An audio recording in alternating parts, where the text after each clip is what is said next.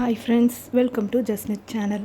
இன்றைக்கி சிறகடிக்க ஆசை சீரியலோட எபிசோடு தான் பார்க்க போகிறோம். வாங்க பார்க்கலாம்.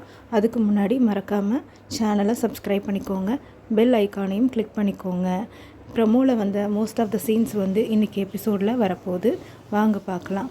அதுக்கு முன்னாடி ஃபஸ்ட்டு சீன் என்ன வருதுன்னா, ரோகிணி அம்மா ரோகிணியை பார்க்குறதுக்காக வராங்க. ரோகிணிக்கிட்ட மனோஜுக்கு பொண்ணு பார்த்த விஷயம் எல்லாத்தையும் சொல்லிகிட்டு இருக்காங்க. பொண்ணு வீடு ரொம்ப பணக்காரங்க, காரு வீடு எல்லாம் தரேன்னு சொல்லியிருக்காங்களாமா அப்படிங்கிற விஷயத்த சொல்கிறாங்க. விஜயாவை பற்றி சொன்னோன்னே ரோகிணிக்கு ரொம்ப கோபம் வருது. அவங்க டென்ஷன் ஆகிட்டு சொல்கிறாங்க, மனோஜுக்கு இன்னும் டைவர்ஸ் கூட நான் கொடுக்கல, அதுக்குள்ளே பொண்ணு பார்க்க ஆரம்பிச்சிட்டாங்களா? கண்டிப்பாக நான் இந்த கல்யாணத்தை நடத்த விட மாட்டேன் அப்படின்னு சொல்லிகிட்டு இருக்காங்க. ரொம்ப ஸ்ட்ரெஸ் ஆகுறாங்க. ரோகிணி ரொம்ப கவலையாகவும் இருக்காங்க. என்னால் மனோஜை மறக்க முடியாது, கண்டிப்பாக மனோஜை நான் யாருக்காகவும் விட்டு கொடுக்க மாட்டேன் அப்படிங்கிறத சொல்லிகிட்டு இருக்காங்க. அப்போது சிந்தாமணி அம்மா ஒரு ஐடியா கொடுக்குறாங்க. அப்படின்னா நீ போயிட்டு பொண்ணு வீட்டில் சொல்லிடு, நீ தான் மனோஜோட ஒய்ஃபு அப்படிங்கிறத. அப்போது கண்டிப்பாக பொண்ணு வீட்டு சைடில் அக்செப்ட் பண்ண மாட்டாங்க அப்படின்னு சொல்லுறாங்க சிந்தாமணி அம்மா. சிந்தாமணி அம்மா இப்படி சொன்னோன்னே ரோகிணியும் ஓகே, நான் போய் அந்த மாதிரி சொல்லி கண்டிப்பாக கல்யாணத்தை நடத்த விட மாட்டேன் அப்படின்னு சொல்லி ஒரு பிளான் பண்ணிகிட்டு இருக்காங்க. நெக்ஸ்ட்டு முத்துவோட வீட்டுக்கு முத்து வராரு. முத்து ரொம்ப ஹாப்பியாக வராரு. ஏன்னா அவருக்கு ஒரு ட்ராவல்ஸோட டைப் ஆகிருக்கு இல்லையா, ஸோ அதனால் அவர் கண்டிப்பாக சந்தோஷமாக தான் வருவார். அவங்க அப்பா கிட்ட சொல்கிறாரு. அதுக்குள்ளே விஜயாவும் வராங்க. விஜயாவுக்கு என்னென்னா மனோஜுக்கு பொண்ணு கிடச்சிருச்சு, அதுவும் ரொம்ப பணக்கார ஃபேமிலி அப்படிங்கிறத சொல்கிறதுக்காக அண்ணாமலை கிட்ட சொல்கிறதுக்காக வராங்க.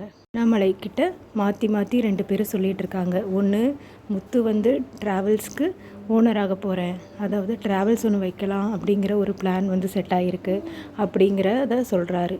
விஜயா மனோஜுக்கு பொண்ணு செட் ஆகிருக்கு அப்படிங்கிறத சொல்கிறாங்க. அப்புறமா ரவி கேட்குறாரு, என்னம்மா மனோஜுக்கு இந்த டைம் எதை பொண்ணு பார்த்துருக்கீங்க, எந்த ஊர் பொண்ணு பார்த்துருக்கீங்க, மலேசியாவா இல்லை துபாயா அப்படின்னு கேட்குறாரு. உடனே அதெல்லாம் ஒன்றும் இல்லை அப்படின்னு சொல்லி விஜயம்மா சொல்கிறாங்க. என்ன சொல்கிறாங்கன்னா, ரொம்ப பணக்கார ஃபேமிலி, மனோஜுக்கு காரெல்லாம் தரேன்னு சொல்லியிருக்காங்க அப்படின்னு சொல்கிறாங்க. மனோஜ் ரொம்ப எக்ஸைட் ஆகுறாரு. ஓகே, நான் அஜித் மாதிரி இருக்கேன், என்னை பார்த்தோன்னே எல்லாருக்கும் பிடிக்கும், நான் நல்லா படிச்சிருக்கேன் அப்படின்னு சொல்லி அவரே பெருமைப்படுத்தி பேசிகிட்டு இருக்காரு. இதை கேட்டுட்டு 2 பேரும் சிரிக்கிறாங்க. அதாவது முத்துவும் ரவியும் சிரிச்சிட்ருக்காங்க. அதுக்கப்புறமா என்ன சொல்கிறாங்கன்னா, அண்ணாமலை கேட்குறாரு, மனோஜுக்கு கல்யாணம் ஆன விஷயத்த பொண்ணு வீட்டில் சொல்லிட்டியா அப்படின்னு கேட்குறாங்க. விஜயா சொல்கிறாங்க, இல்லை நான் சொல்லலை, அவங்க ஃபஸ்ட்டு மனோஜை பார்க்கட்டும், மனோஜை பார்த்தா அவங்களுக்கு பிடிக்கும், அதுக்கப்புறமா நம்ம மெல்ல மெல்ல சொல்லிக்கலாம், இப்போ என் பேச்சு கேளுங்க அப்படிங்கிறாங்க. அப்போது முத்துவும் ரவியும் சொல்கிறாங்க, அப்படின்னா நாங்கள் வீட்டில் இருந்தோன்னா எங்களை கேட்பாங்க இல்லையா, எங்களுக்கு தான் கல்யாணம், எங்களை கேட்டாங்கன்னா நாங்கள் கண்டிப்பாக கல்யாணம் ஆகிடுச்சின்னு சொல்லிடுவோம். அப்போது உங்கள் ஒய்ஃபெல்லாம் எங்கன்னு கேட்பாங்க, என்ன சொல்லுவீங்கன்னு கேட்கும்போது, அதுக்கும் நான் ஒரு ஐடியா பண்ணிட்டேன் அப்படின்னு சொல்லி விஜயா அம்மா சொல்கிறாங்க. நான் என்ன சொல்லுவேன்னா, அவங்க 2 பேரும் அவங்க அம்மா வீட்டுக்கு போயிருக்காங்க அப்படின்னு சொல்லிடுவேன். அப்போது ஓகே, அப்போது தம்பிங்களுக்கு மட்டும் ஃபஸ்ட்டாக கல்யாணம் பண்ணிட்டீங்க, அண்ணனுக்கு கல்யாணம் பண்ணாமல், அது கேட்பாங்கல்ல, அப்போ என்ன பண்ணுவீங்க அப்படிங்கும் போது விஜயா யோசிக்கிறாங்க. ஓகே, அப்போது பொண்ணு வீட்டுக்கு வரும்போது நீங்கள் 2 பேரும் வீட்டில் இருக்க வேண்டாம், வெளியே போயிருங்க அப்படிங்கிறாங்க. உடனே முத்து சொல்கிறாரு, அதுவும் நல்லது தான், நான் போயிட்டு மீனா கூட ஹாப்பியாக இருப்பேன், நீயும் பலகுரல் கூட கொஞ்சம் நேரம் போய் ஸ்பெண்ட் பண்ணிட்டு வா அப்படின்னு சொல்லிட்டு ரவிக்கிட்ட சொல்கிறாங்க. அதுக்கப்புறமா என்னமோ பண்ணுங்க, அண்ணாமலை சார் சொல்கிறாரு, இதெல்லாம் எனக்கு சரியாக படலை, ஆனால் என்னமோ பண்ணுங்க அப்படின்னு சொல்லிட்டு அவரும் அமைதியாகிட்டார். உடனே விஜயா சொல்கிறாங்க, அப்பாடா இப்போயாவது என் பேச்சை கேட்குறீங்களே, அது வரைக்கும் சந்தோஷம் அப்படின்னு சொல்லிட்டு ஸ்டாப் பண்ணிடுறாங்க. நெக்ஸ்ட்டு மீனா அவங்க அம்மா வீட்டுக்கு போகிறாங்க. அதாவது சத்யாவோட பர்த்டே செலிப்ரேஷனுக்காக மீனா அம்மா வீட்டுக்கு போய் அங்கே பார்த்தா மீனாவோட அம்மா கேசரி பண்ணிகிட்ருக்காங்க. என்னம்மா கேசரியா, சூப்பராக இருக்குது அப்படின்னு சொல்லிட்டு சாப்பிட்டு பார்க்குறாங்க. அதுக்கப்புறம் சீதா வராங்க. சீதாவை கையில் ஒரு கிஃப்டோடு வராங்க. கிஃப்ட்டு கொண்டுட்டு சத்யா கிட்ட கொடுத்துட்டு சொல்கிறாங்க, நெக்ஸ்ட் இயர் கப்பலாக தான் நீ பர்த்டே செலிப்ரேட் பண்ணணும் அப்படிங்கிறாங்க. அப்புறம் கொஞ்சம் கிண்டல் பண்ணிவிட்டு சிரிச்சிட்டு விளையாடிட்டு இருக்காங்க. அப்போ முத்து ஒரு ட்ரெஸ் வாங்கிட்டு வராரு சத்யாவுக்கு. வாங்கிட்டு கொடுத்துட்டு, சத்யா பாரு, நான் உனக்கு ஒரு ட்ரெஸ் வாங்கியிருக்கேன், பிடிச்சா வச்சுக்கோ, இல்லைன்னா மாற்றிக்கோ அப்படின்னு சொல்கிறாங்க. சத்யா சொல்கிறாரு, இல்லைங்க மாமா, நீங்கள் வாங்கிட்டு வந்தாலே நல்லா தான் இருக்கும் அப்படின்னு சொல்லிட்டு வாங்கி எடுத்து பார்த்துட்டு ரொம்ப ஹாப்பியாக ஆகுறாரு. சாரிடா, கேக்கு தான் வாங்க மறந்துட்டேன் அப்படின்னு சொல்கிறாரு. அப்போது ரேகா என்ட்ரு ஆகுறாங்க. ஒரு பெரிய சைஸ் கேக்கு, அப்புறமா வந்து ஒரு பேகு ஃபுல்லாக ட்ரெஸ்ஸோடு வராங்க. உடனே வந்து சத்யா ரொம்ப ஹாப்பி ஆகுறாங்க. அப்புறமா கேக் கட்டிங் நடக்குது. சரி, ஃபஸ்ட்டுக்கு யாருக்கு கேக் கொடுக்குறதுனா அம்மாவுக்கு தான் அப்படின்னு ரேகா சொல்கிறாங்க. உடனே அம்மாவுக்கு ஊட்டி விடுறாங்க. எல்லாத்துக்கும் கேக் கொடுத்துட்டு ரேகாவுக்கு ஊட்டி விடுறாங்க. அதுக்கப்புறமா ரேகா சரி டைம் ஆச்சு நான் கிளம்புறேன்னு சொல்லிவிட்டு அவங்க வெளியே போகும்போது, என்ன சத்யா, எனக்கு இன்னும் நீ ஆன்சர் பண்ணவே இல்லை.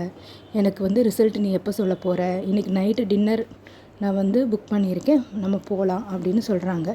ஸோ டின்னர் வச்சு நீ எனக்கு சொல்லுவ அப்படின்னு நான் எதிர்பார்க்குறேன் அப்படின்னு சொல்லி ரேகா சொல்லிவிட்டு போயிடுறாங்க. அதை முத்துவும் மீனாவும் கேட்டுடுறாங்க. முத்து வந்து அதுக்கப்புறமா கேட்குறாரு.